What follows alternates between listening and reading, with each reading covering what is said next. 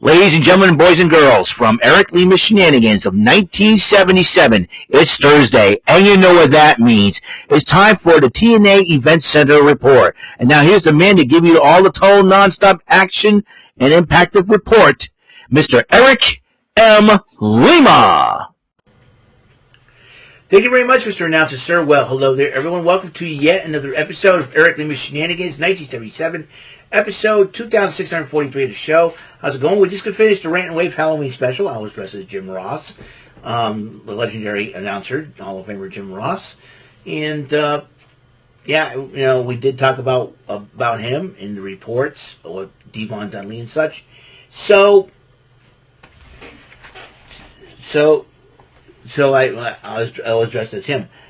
Just to let you know, for tomorrow's programming, we'll do my Fearless Friday, the final one of October 2025. We're also going to do the Halloween tradition, even though I'm not going to dress up, but the Halloween tradition of the Barry and Wright bonus game Battle Gauntlet.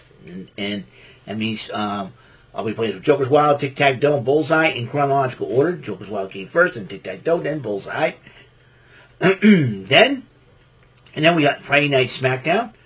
And then we got this, the Shenanigans Statements of the Statesman. That's right, at the end of every month or season, I do a Shenanigans statements of what I think about this month and what have you and everything else in between. So, something caught in my throat, man. All right. Anywho, so that will be my that will be what I'm going to do tomorrow after work, obviously, because I'll be working. Okay. Tonight's Impact was a little different, as you know. I think the TNA talent got a couple of weeks off. First and foremost, congratulations on come to find out that Steph DeLander and Mance Warner got married. Recently got married on the 28th. So congratulations to Steph DeLander and Mance Warner, your husband and wife. Marital blessings to you, and hopefully your marriage will last a long time. And then when you grow old together, you'll have grandkids of your own and all that good stuff. So, itchy ear, folks. So, anyways, so the Hardy Halloween special, that's what's going on, and he decided to start with the final deletion in 2016 between the two brothers, and then they had one of the wildest moments, the Fish Market street fight between Curryman and Shark Boy versus Team 3D. It's so many of the wildest things ever. And like Bully Ray French kissing a fish. Oh, gross. And Curryman putting a ho-ho or a ding-dong on the end of a fishing pole, and Bully Ray ate it. Like the dummy that he was. So funny. One thing I like about Bully Ray is that he can be the heel, but he can provide some of the funniest moments ever. And the Fish Market street fight, he's great at that. And it's just high octane hilarity that matchup was. The Fish Market street fight between Shark Boy. Let's kick some serious basses. Oh, Shell, yeah. And then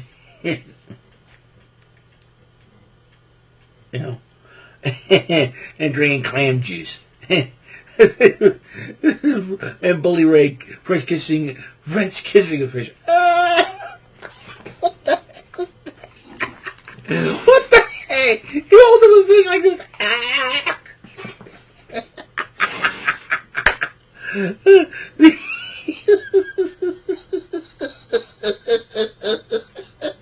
The funniest part. The funniest part of French kissing a fish from Bully Ray was hilarious. And eating the ho-ho from a fishing line. That's hilarious. So, anyways. Then they went to the Hardys versus DK for Delete or DK in 2016. And they had Jeff Hardy train with Smoking Joe Frazier, the Kangaroo. And then you got the Bucks of Youth with the Spot Monkeys. And then you got George Washington, the Giraffe. And the Giraffe was having a good time playing with somebody's hat, and I forget who it was. With his high-octane hilarity. I loved it. And then, and then they were fighting, and then Biss got drop kicked in the Lake of Reincarnation, and Joseph Parker went, "You see my brother Chris?" And he'll give me a hug, and all of a sudden Senior Benjamin zaps him. So, and then brought back Abyss. So, and then they had the wildest moments ever, where Don Callis and the Red Shirt Security, this is NWA TNA, pay-per-view number 79, and confronted Brian Urlacher, former Chicago Bear. Urlacher takes out the red shirts and then takes out Johnny Fairplay. Remember the guy who confessed that his grandma died? I hate to say it. I don't. Tom Willis, I do apologize to you, but John Fairplay reminds me. When I look at him, he looks like Tom Willis. I'm sorry, Tom. I'm having a case of the giggles, man. Between what Jordan told about somebody lighting their butt on fire with fireworks, I don't know what the heck is wrong. Oh my God, I'm dying over here.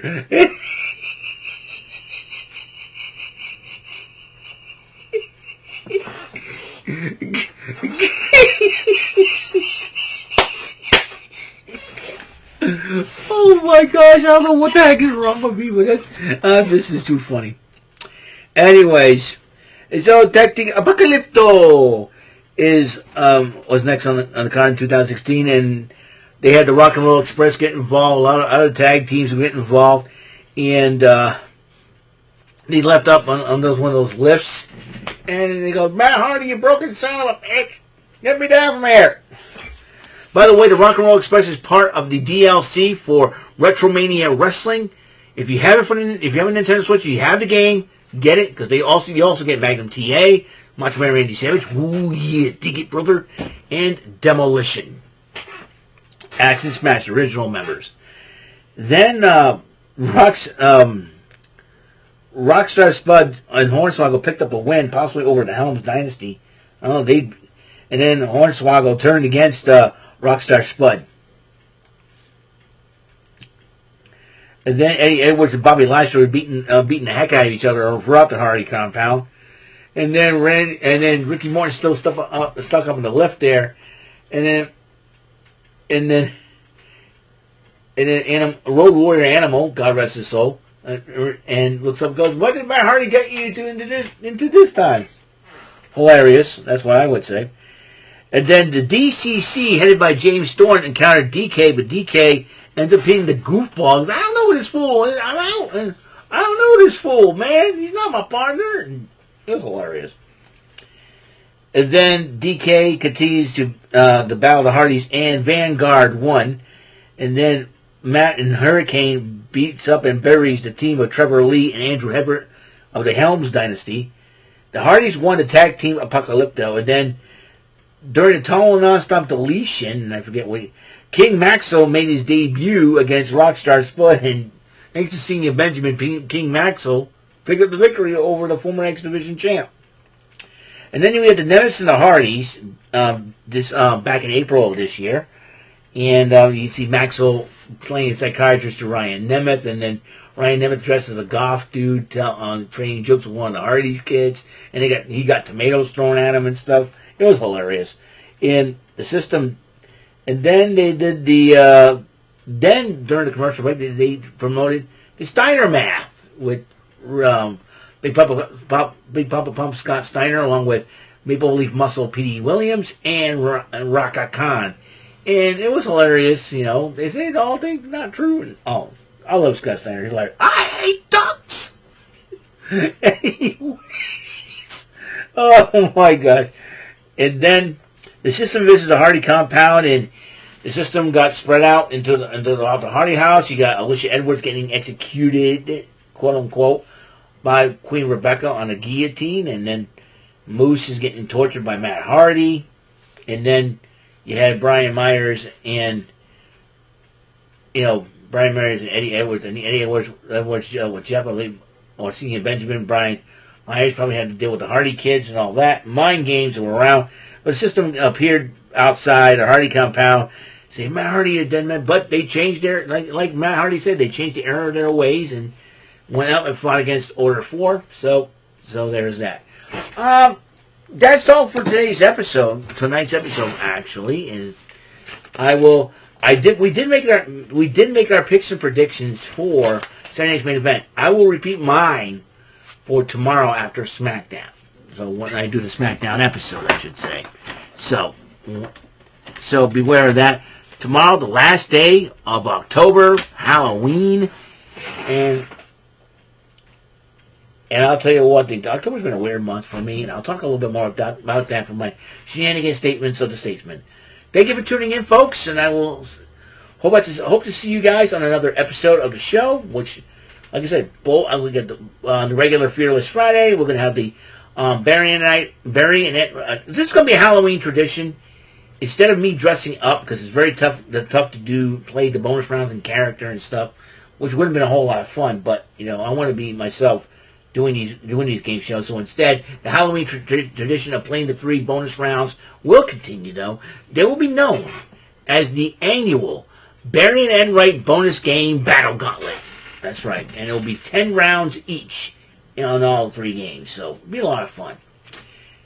And the Bullseye bonus line will be a warm-up, so to speak. So check that out. So I'm hoping you guys have a great and wonderful day. And I will see you on the next episode of the show. And until that next episode comes rolling around, Mr. Announcer, take us home. That is all for today's episode of the show. This is Mr. Announcer speaking for Eric Lima Shenanigans of 1977. A Big Beefy E and door for Bob Saget production, and in association with a Raving Bull for 3000 Telepictures and Distribution. Thank you for watching another episode of Eric Lima Shenanigans of 1977. See you later on the next episode of the show. Goodbye for now.